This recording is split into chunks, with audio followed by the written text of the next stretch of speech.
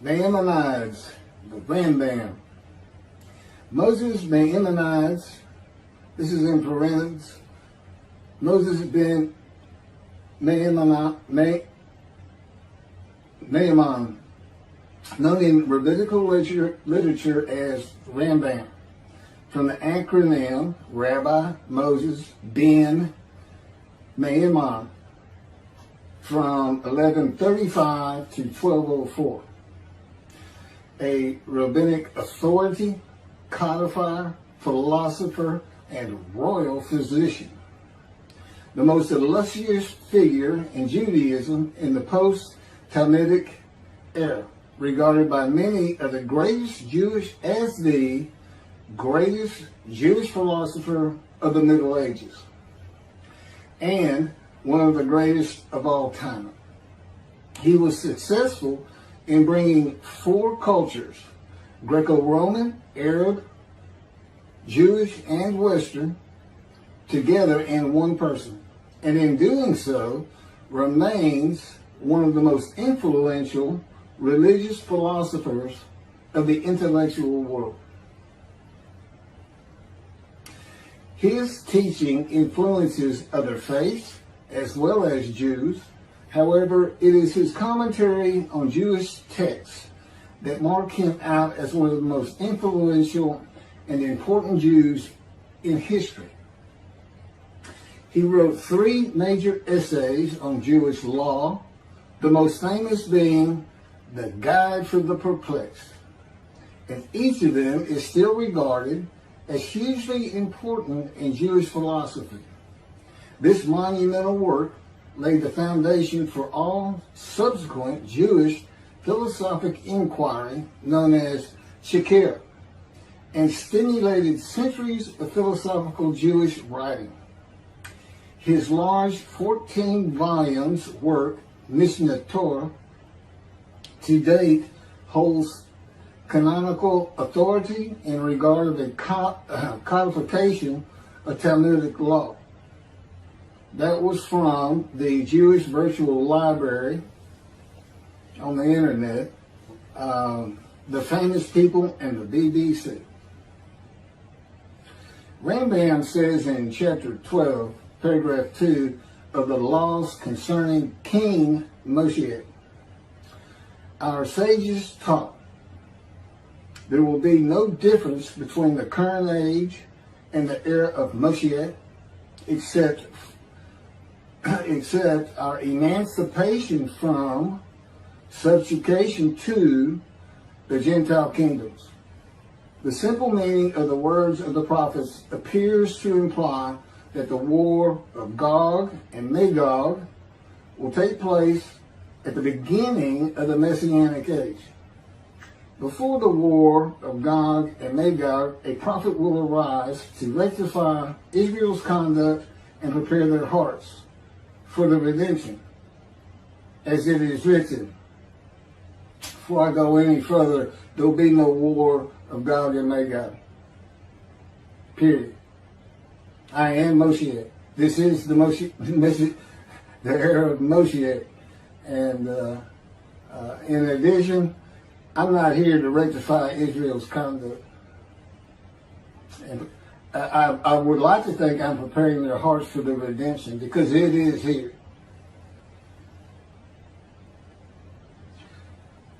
This is from Malachi chapter 3, verse 23. Behold, I am sending you Eliyahu, which is Elijah, before the advent of the great and awesome day of God. He will not come in order to declare the pure impure, nor to declare the impure pure. Nor will he come in order to disqualify the lineage of those presumed to be of flawless descent, nor to validate lineage which is presumed to be blemished. And I agree. Rather, he will come in order to establish peace in the world. As the above prophecy continues, Malachi 3, verse 24, He will bring back the hearts of the fathers to the children. And that is incorrect. I don't come here to bring peace or have the world come to peace or to establish peace in the world. No one can do that. Humanity will never be at peace. It's just not what man is. It's not how things have ever worked. Elijah does not come to establish peace in the world. And again, God dictated this to me. I didn't come up with all this on my own.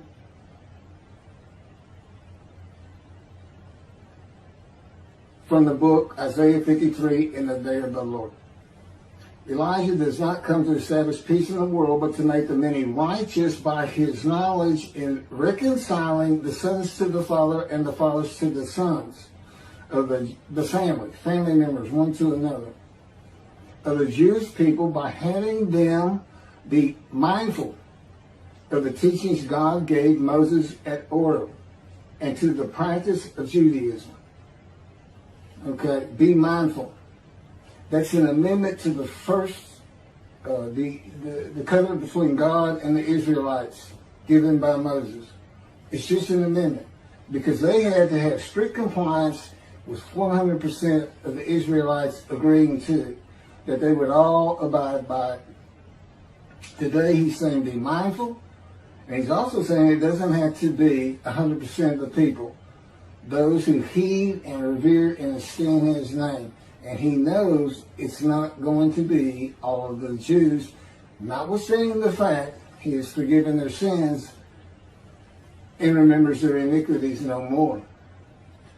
And to be a messenger of the new covenant with sin forgiveness. That's why it's new. There's an amendment to it, and in addition to it is sin forgiveness. That's the only difference. I will be your God and you will be my people. That's the covenant. And it's never changed. It's never gone away. It's new only in the sense that there's been an amendment to it, and in addition to it, and it's a ratification and confirmation of the covenant at Mount Sinai, or Rambam and the sages say in chapter 12, paragraph 3 of the laws concerning King Moshiach. God makes it real clear. He calls Moshiach, my servant David, a shepherd. He's a teacher. There's been no Davidic kingdom, dynasty, that Rambam thinks is coming. And that's all you have. Now, there is a slight reference to king and prince throughout the covenant of friendship. That just means leader in this context. He's a ruler amongst the people, not a ruler over the people. This is just Rambam's rendition of what a Davidic kingdom would be. But it's not in the Hebrew Bible. During the era of the King Moshiach, once his kingdom has been established and all of Israel has gathered around him, the entire nation's line of descent will be established on the basis of his words, through the prophetic spirit which will rest upon him. In the Middle Ages and in antiquity, they believed in prophetic spirits. This will not happen. I do not have a prophetic spirit.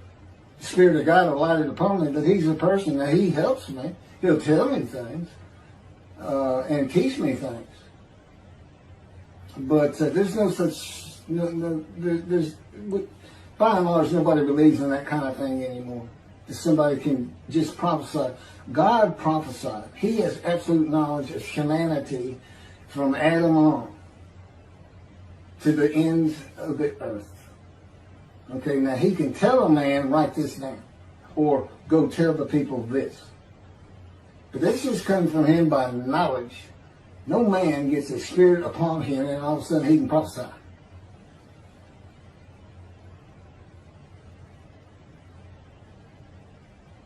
So no, the incarnation's line of descent is not going to be established by anybody, including not myself, and I am Moshiach, or God himself. So that's just not going to happen. As it is written,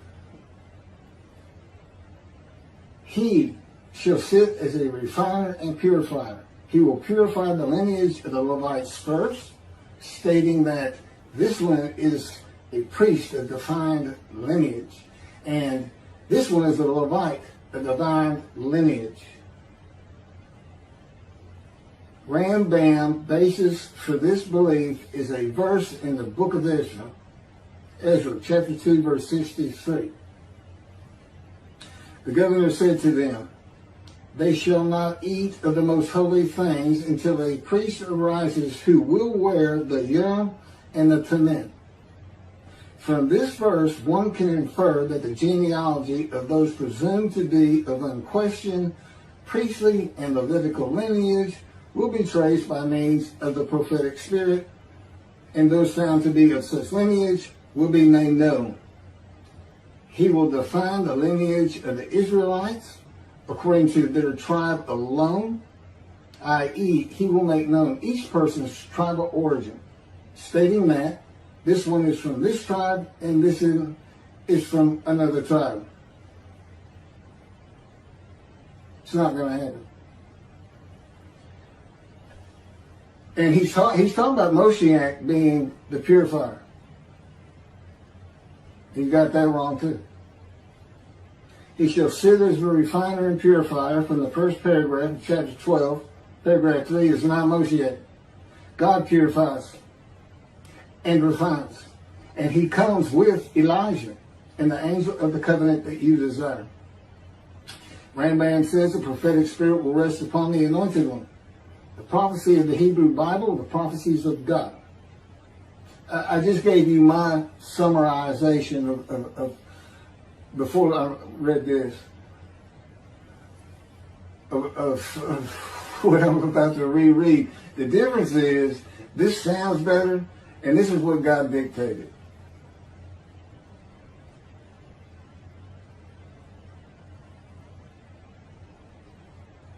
The prophecy of the Hebrew Bible, the prophecies of God. David does not have a prophetic spirit. While prophetic spirits were a common belief in the ancient age and Middle Ages, that is not true for the age of reasoning and information. Isaiah chapter 11 verse 2 defines the attributes of the spirit that alights upon the anointed one as a spirit of wisdom and insight, a spirit of counsel and valor, a spirit of devotion and reverence for the Lord. There is nothing regarding a prophetic spirit. And even that is just what the Spirit of God lit upon me. And he has all these attributes. And they teach me. And they tell me as I speak to people how to do and how to be. But a spirit didn't just alight upon me in and of itself. And within God's spirit is God himself, his very presence, his mind. You know, it's a hard concept because Judaism's never taught it, but it's in Ezekiel. I don't recall the chapter and verse, but God told Ezekiel, get up upon your feet. Ezekiel says, at that very moment, a spirit entered into me, and I could hear God's words. Couldn't hear God's words until the spirit entered into him. Why? They had to be inside you. They had to be inside you. It's speaking to your mind. God doesn't have a mouth, a tongue. You know, he can, within me, he can make me sense, perceive that this is where his presence is. And that is where the words are coming from. As though to my ear, even though it doesn't really seem like my ear, but it does seem like it's coming from over here, or over here, wherever he wants to do it. Spirit enters into you, and God is in his spirit. And this is Malachi chapter 3, verse 2 through 5. But who can endure the day of his coming? And who can hold out when he appears? For he is like a smelter's fire and like fuller's lye. He shall act like a smelter and purger of silver. And he shall purify the descendants of Levi and refine them like gold and silver. So they shall present offerings in righteousness. Then the offerings of Judah and Jerusalem shall be pleasing to the Lord, as in the days of yore, and in the years of old. But first I will step forward to contend against you, and I will act as a relentless accuser against those who have no fear of me.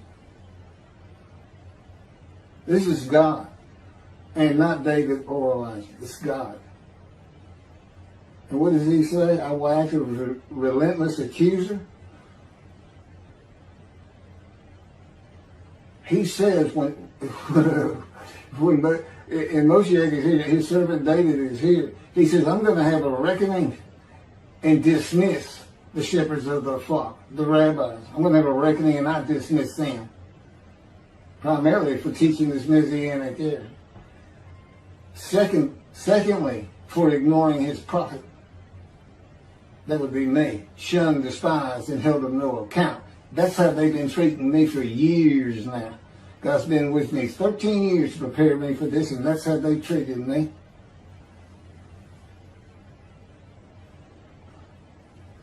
In Hebrew writing, it is common to express the same idea twice. Okay, God's telling me to move on. I don't need to hear that. It just had to do with smelting and this and that. In Malachi 1 and 2, the priesthood has been defiled. They offered polluted offerings. They had turned from God, refused to listen to him, and they profaned God's covenant. They disregard God's ways. This is in quotes from Ezekiel, well, it's in quotes anyway. Those who have no fear of me would be the priestly tribe of the Levites, and not pertaining to genealogy or tribal lineage, but to Ezekiel 34. Thus said the Lord God, I'm going to deal with the shepherds. I will demand a reckoning of them for my flock, and I will dismiss them from tending my flock. It's Ezekiel chapter 34, verse 10. Then I will appoint a single shepherd over them to tend them, my servant David. Again, that's Moshiach. He shall tend them. He shall be a shepherd to them. Not a king. I, the Lord, will be their God. My servant David shall be a ruler among them. I, the Lord, have spoken, and I will grant them a covenant of friendship. Malachi chapter 3, verse 3 says that he shall purify the descendants of Levi and refine them like gold or silver, so that they shall present offerings in righteousness. This would be those rabbis who accept the words of the prophets of God as interpreted in this day of reasoning and information, and not as interpreted in the ancient age and middle age. If you want to be purified, if you want to get out from under the dismissal, you're going to have to learn everything God dictated to me in Isaiah 53 in the day of the Lord, and the second book, the life of God's righteous servant of Isaiah 53, which is my life.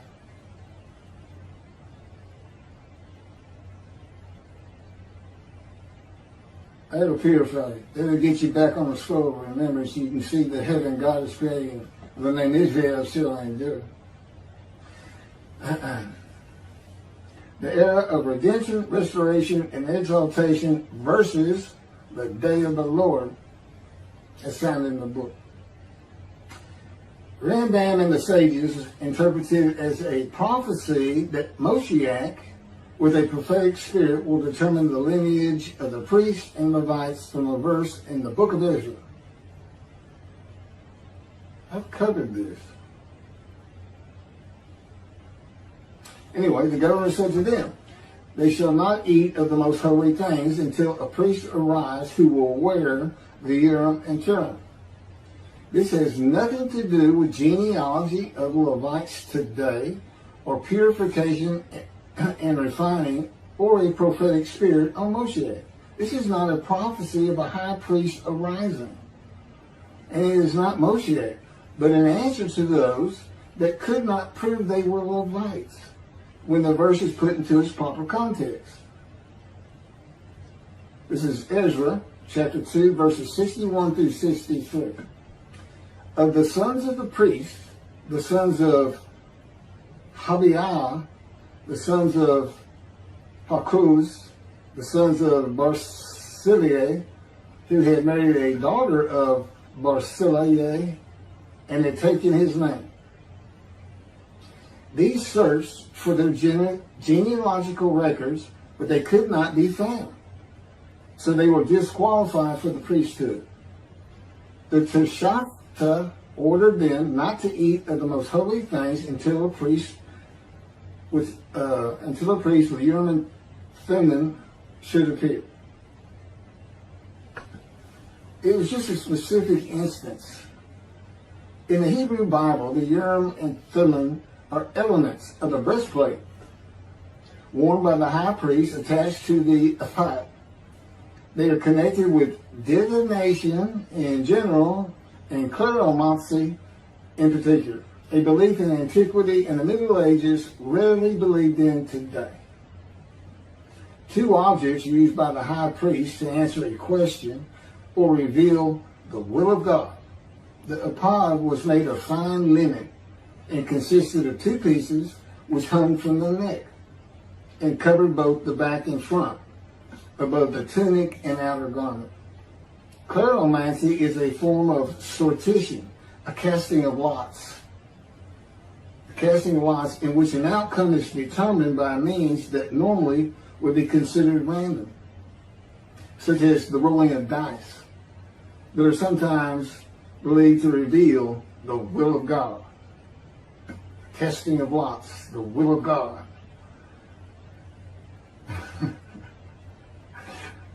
This is not believed in today. Ezra is not a book of the prophets. Teshachta was not a prophet and did not speak the words of God.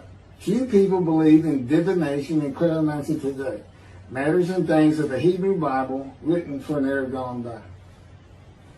In summation, as great as this man was, and we're talking about the year 1200 or so when he died, born in the 1100s, he was an incredible man. There's no doubt about it. But he didn't have the science, the medicine, the knowledge, the information, the ability to get information that we have today. It's a different time. We just don't believe in some of these things they believed in. You can't just say our sages say. Now, Rambam also, I can't believe it's not in here. He said Moshiach is going to perfect the world, and the entire world was going to speak Hebrew. Okay? And he gets that from Zephaniah chapter 9, verse 10. God says, and I think most people have heard this phrase, they shall be a people of a pure speech. He takes that to be the people of the world. Well, the only problem is that, read verse 9. In verse 9, God talks about his anger against the world and how he was actually terminated with fire. He's not talking about them. He's just talking about his people. The peoples of the Jewish people. And guess what? Today they are a people of pure speech in Israel. See, the only time an ancient language has been revived in the modern times, and that's Hebrew. That's their official language, along with Arabic in Israel. So it was a true prophecy of God. They should be a people of pure speech. But he's only talking about the Jewish people. When he says the peoples, he's talking about his people. If he's talking about the people of the world, you know what he's going to say? The people of the world. His people. The Jews. Okay, well that's all I have on Rambam. Again, I'm surprised not on Rambam. Thank you very much for listening.